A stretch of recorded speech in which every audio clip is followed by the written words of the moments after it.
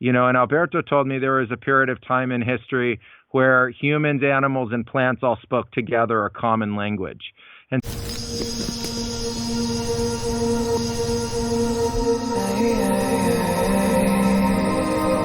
how does consciousness now tie into this? And I've heard some really interesting, that I can't really repeat, I guess, mapping and understandings of consciousness that you've been kind of undertaking throughout your personal, I think, shamanic, apprenticeship and beyond. Obviously, now that you're full-fledged and practicing, like, how does consciousness, like the human consciousness, my consciousness, your consciousness,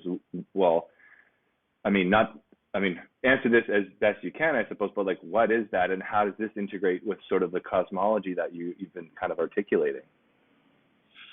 Sure, I think that consciousness is an expression of that spirit. It's an expression of evolution that started in a form of life very different to the life that we currently experience. And really, consciousness, in terms of my own explorations and studies, became a pursuit of how we perceive.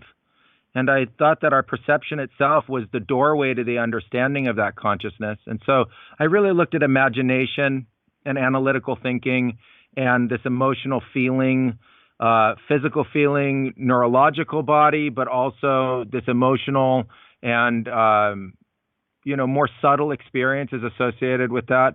And I just started to look really in how we perceive. And what I saw was that we were the perceiver, literally. So it was your consciousness. You are a perceiver of a very specific locus or a node of that consciousness. And I'm a perceiver in my own right as well of that node. And specifically an idea that it's an understanding of receptivity to the stimulus that's around you, and then how you synthesize a thought or an understanding about that, or even a vision, like how I can see you on the screen, is really flashing lights. And the mind has the ability to assimilate that into a pattern that I can understand. That's taking place inside me. That's not taking place outside me. The screen is really a state of flashing lights, and my ability to perceive depth and give it context and see you moving, is all taking place within the nature of my assimilation of consciousness itself.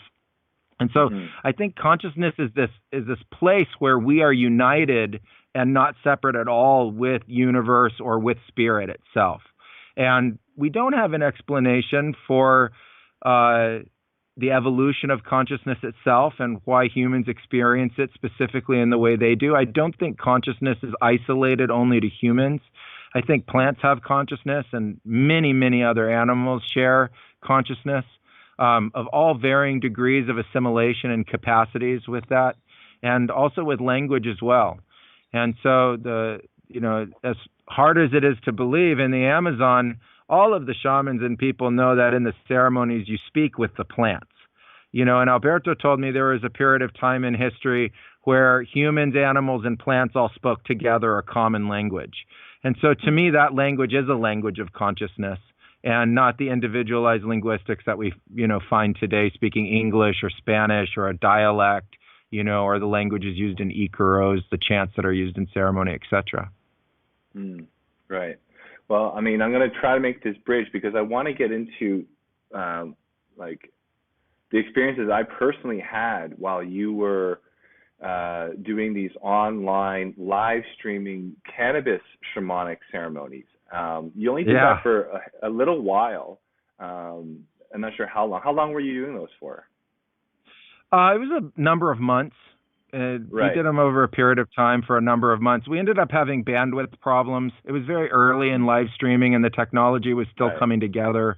And it was sort of ironic that huge tech companies came out with free live streaming the year after we started. And so if we had waited one more year, we wouldn't have had those same issues that we had. But when we started, it was like having your own live streaming computer and needing this, extravagant bandwidth and needing fiber optic lines, or it just wouldn't work at all.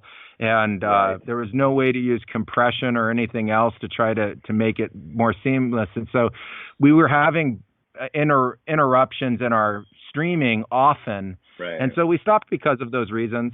But at first, when we didn't have those problems and the stream went all the way through, it was incredible. And it was really important, I think, for the practice itself to have that unbroken stream, because we were pioneering ways to be able to decentralize the idea of coming together for a shamanic ceremony. It wasn't just in the same maloka or ceremonial house, but now it was like, hey, you can be anywhere in the world, we can be anywhere in the world, and we can hybridize this incredible technology in the internet and also utilize it to be able to stream the ceremonies. And I created this space, a series of definitions for the space that we could all agree to, that were not based in ideologies or dogmas. Like, you're in your space and I'm in my space, and between us the space is connected. And so that's the space of this ceremony. And we can define the space in oneness and wholeness, and we can interconnect through that space. And so I created this way that wasn't this us and them mentality about the ceremony itself, that would really, truly interconnect everybody that was in the ceremony, not only via the technology, but also in consciousness, so that we could have this live stream and really have people have profound experiences, of which, luckily, it worked. I mean, it would have been a terrible scenario and experiment to have it not work, but luckily it worked. Yeah. I'm so glad you kind of just went on that explanation before I even said what I'm going to say right now.